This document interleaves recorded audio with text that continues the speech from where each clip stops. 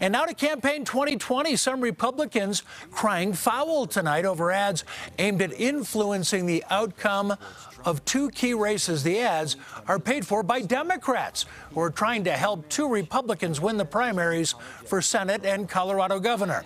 Now, the ads are airing as ballots are arriving at voters' homes. We got ours this week. And the primary election is less than 3 weeks away. To be exact, primary day, Tuesday, June 28th. Political specialist Sean Boyd here with a reality check. So why would Democrats want to help Republicans win a primary race? They wouldn't, of course, unless they think those Republicans can help them. The ads are part of a ruse to get Republicans to nominate candidates who have more extreme positions. Candidates Democrats see is much easier to beat in November, and the shenanigans may just work. On Hanks, too conservative for Colorado.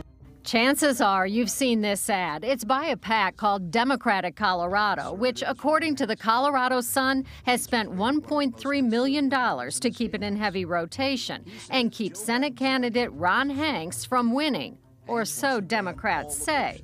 Former Republican Governor Bill Owens says, don't believe it. They're doing the opposite. The Democrats are spending millions of dollars in my Republican Party's primary to nominate weak candidates. Not only in the Senate race, Democrats paid for a similar ad about Greg Lopez in the Republican primary for governor. His opponent, Heidi Ganahl, and Hank's opponent, Joe O'Dea, have less extreme positions, Owens says, which makes them more of a threat to Democrats in November. The Democrats know who they can beat, and that's who they're trying to help. And they did this before, and they're doing it again. The last time Republicans were played was 2010. Democrats sunk millions of dollars in the Republican primary for governor to help Dan Mays, who captured just 11% of the vote in the general election. You know, the issue in this election is really going to be, are we willing to nominate candidates who are good conservatives, who have a real chance to win the general election?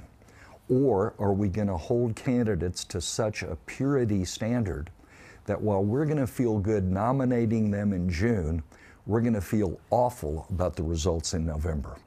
In the Senate race, he says, it's not just one seat at stake. I believe that if we elect a Republican U.S. Senator from Colorado, then in fact we will control the United States Senate. That's how important this race is.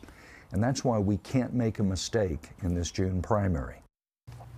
Heidi Ganahl released a statement also urging voters not to be fooled, saying Democrats have spent $1.5 million supporting Lopez because they know she can beat him. Lopez dismissed the ad, saying he will simply continue listening to people so he can be their voice as governor. In the Senate race, Democrats not only bought an ad to help Hanks, O'Dea's campaign says they paid for flyers with lies about O'Dea and violated campaign finance rules by not putting their name on the flyers.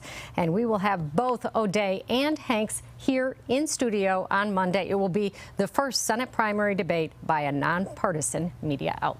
See how that goes. Yes. You know, we've got a full graphic for you, Sean. I mean, we really went all out on this debate. Look at this. As Sean mentioned, the Senate debate with the Republican primary candidates coming up. Watch that Tuesday right there on CBS News Colorado.